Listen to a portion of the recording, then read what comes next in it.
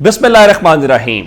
लाखों करोड़ों दुरूदो सलाम मोहम्मद मुस्तफ़ा सल्लल्लाहु अलैहि वसल्लम और आले मोहम्मद पर। मैं हूं उमर दराज गोंदल। आज दिन भर क्या होता रहा? आज अदालतें नवाज शरीफ को थोक की बुनियाद के ऊपर जमानतें देती रहीं। नवाज शरीफ की मेहरबानी होनी चाहिए कि नवाज शरीफ ने आज यह मुतालबा नहीं कर दिया कि आप जज साहिबान को मेरे जहाज में लेके आएं और मुझे वहां पे आप जमानत दें।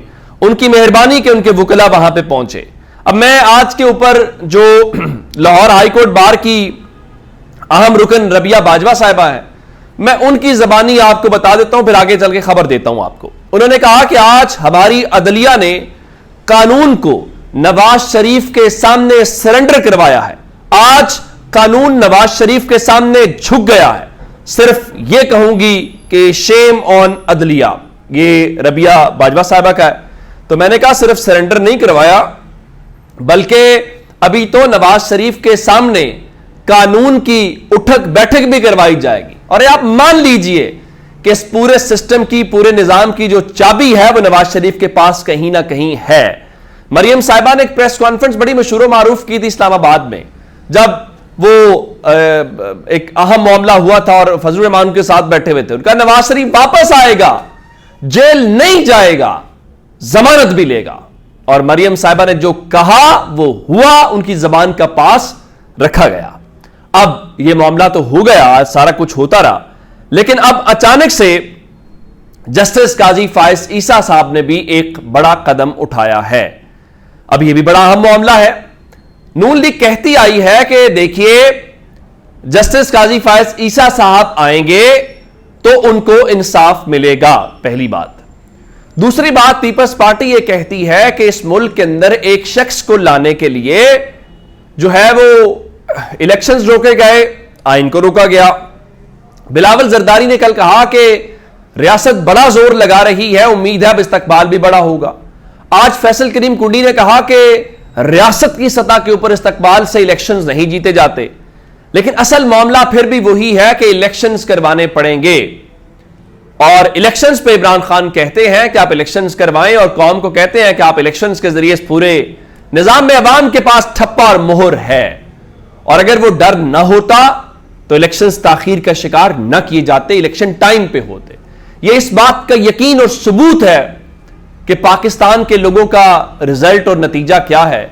ये अलग बात है कि नवाज शरीफ को लाने वाले जो हैं, देखिए ये बात तयशुदा है। ये अलग बात है कि सेनेटर इरफान सिद्दीकी ये कहे कि नवाज शरीफ किसी सहूलतकारी के जरिए नहीं, बल्कि कानून के तमाम तकाजे पूरे करके आ रहे हैं। ये बायोमेट्रिक नवाज शरीफ की क्यों नहीं हुई, जिसके लिए आपने इमरान खान को मोहलत देते थे और इमरान खान को व्हील चेयर पर भी मजबूर किया जाता था कि आप बायोमेट्रिक कराएं। आखिर ये मुख्तलिफ उसूल और कायदे कानून क्यों है, ये बड़ा अहम सवाल है। लेकिन जस्टिस काजी फायज ईसा आज एक केस की समाअत कर रहे थे और उन्होंने दो बातों का हवाला दिया है जिससे सूरत हाल कोई और रुख भी इख्तियार कर सकती है। इस वक्त दो इंपॉर्टेंट चीजें हैं, एक इलेक्शंस हैं, दूसरा 9 मई के बाद जो सिविलियंस हैं उनके मिलिट्री कोर्ट्स के अंदर ट्रायल्स हैं। अब जस्टिस बंदयाल ने इलेक्शंस वाले मामले को टेकअप नहीं किया था। उनका ख्याल था कि नए आने वाले जो चीफ जस्टिस हैं उनको इस मामले को देखना चाहिए। मिलिट्री कोर्ट के ऊपर वो सुनते रहे, लेकिन उस मामले को लेके उस पाया तकमील तक नहीं पहुंचा सके। अब इस हवाले से आज जस्टिस काजी फायज ईसा ने कहा, सुप्रीम कोर्ट में आम इंतखाबात यानी इलेक्शंस और सिविलियंस के फौजी अदालतों में ट्रायल के केस मुकर्रर होने वाले हैं। सुप्रीम कोर्ट में मुश्किल मुकदमात आने वाले हैं जिस दौरान केसेस को सुनना मुश्किल होगा। अब इसका मतलब है जस्टिस काजी फायज ईसा के मुताबिक वो इलेक्शंस का मामला उठाने जा रहे हैं। मैं आपको एक बात बताऊं, 20 दिन रह गए हैं इलेक्शंस की उस आईनी मुद्दत में जब आपको 6 नवंबर तक उस 90 रोजा टेन्योर को पूरा करना है। क्या काजी फायज ईसा साहब जो हैं वो 20 दिन में पाकिस्तान में इलेक्शन करवा लेंगे? ये एक इंतहाई अहम सवाल है। दूसरा, मिलिट्री कोर्ट्स के अंदर ट्रायल हैं और मिलिट्री कोर्ट वाले ट्रायल को लेके सॉरी, अटॉर्नी जनरल ने عدالت کے روبرو کہا تھا کہ سپریم کورٹ کو بتائے بغیر وہاں پہ ٹرائل شروع نہیں ہوگا، لیکن اب تحریک انصاف کا دعویٰ یہ ہے کہ پورے زور و شور کے ساتھ ملٹری کورٹس کے اندر جو ٹرائلز ہیں وہ آگے بڑھ رہے ہیں۔ اب ایک اور اہم معاملہ آپ جانتے ہیں کہ نواز شریف کو ضمانتیں بھی مل جاتی ہیں، سزا یافتہ ہونے کے باوجود مل جاتی ہیں، ملک سے باہر ہونے کے باوجود مل جاتی ہیں، اشتہاری ہونے کے باوجود مل جاتی ہیں۔ عمران خان کچھ سہولیات مانگتے ہیں اپنے ملک میں، اپنی جیل میں، وہ نہیں مل پاتی۔ وہ بار بار کہتے ہیں بیٹوں سے بات کروائی جائے، عدالت حکم دیتی ہے بات کروائی جائے، بات نہیں کروائی جاتی۔ اب آج ہوا کیا؟ عمران خان کی سہولیات فراہمی کا کیس اسلام آباد ہائی کورٹ کے اندر لگا ہوا تھا، اور جسٹس میاں گل حسن اورنگزیب جو ہیں اس کیس کی سماعت کر رہے تھے۔ یہ وہی میاں گل حسن اورنگزیب ہے جنہوں نے کل بڑا اہم نقطہ اٹھایا، اور کل جو ہے نواز شریف کو ضمانت نہیں ملی تھی اور مجبوراً آج کے روز وہ ضمانت دینی پڑی۔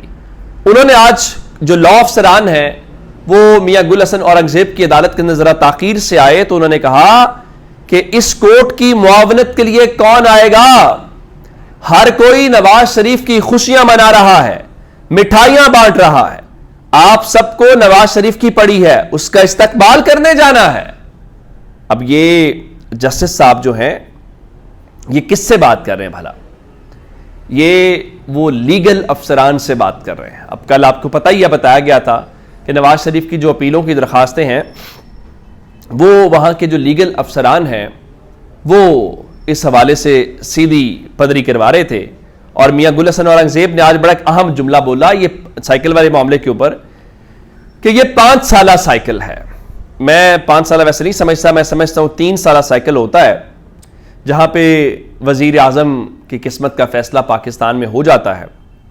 اب اس سارے معاملے کو دیکھ کے سہولیات فراہمی کے اوپر جب انہوں نے یہ کہہ دیا کہ آپ سب نے کیا نواز شریف کے استقبال کے لیے جانا ہے، کوئی بات پیچھے رہ تو نہیں گئی اور صورتحال واضح ہو گئی ہے، لیکن میں پھر بھی آپ کو بتا دیتا ہوں کہ عدم پیشی ہوئی آج سپرنٹینڈنٹ اڈیالہ جیل کو، وہ نہیں موجود تھے عدالت کے اندر۔ ظاہر ہے جی ان کو کیا ضرورت ہے، ان کو پتہ ہے کہ کسی کی کیا مجال ہے اس وقت، تو بس صرف عمران خان کو جتنا تنگ کریں گے اتنا زیادہ اجر ملے گا۔